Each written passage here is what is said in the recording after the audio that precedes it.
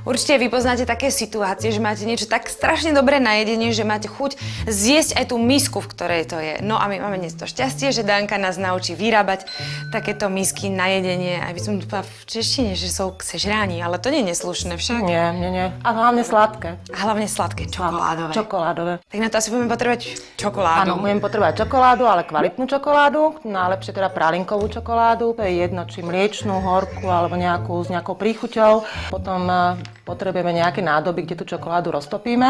Potom budeme potrebovať dosť takú dôležitú časť a to je forma.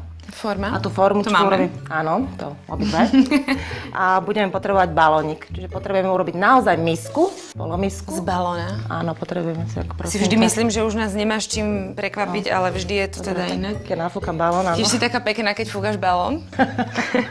No, pokúsim sa. Najťažšie je fúkať do balóna, keď sa človek smeje.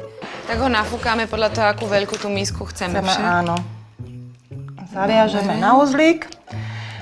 A keďže je to čokoládka, ktorá obsahuje tuk, aby sa nám úplne neprilepil na ten balónik tá čokoládka, tak teraz je to jazykolám, naolejujeme balónik trošinku. Je to kvôli tomu, aby sme potom ten balónik ľahúčko dostali od tej čokoládovej misky dole. Mám tu na ti kvapnúť trošku čokolády? Prosím ťa, trošku mi kvapni tam čokoládky. Už je ten čas? Áno, je.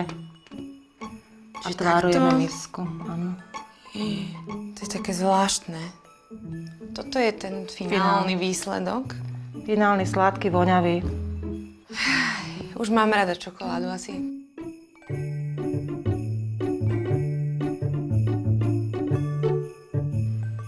Dobre, máme aj s podstavcom z bielej čokolády. Áno.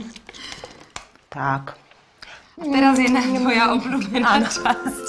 No. Dobre, čiže dáme to von možno a počkáme chvíľočku. Niekde na balkón alebo do ladničky. A potom si ukážeme, čo ďalej. Tak.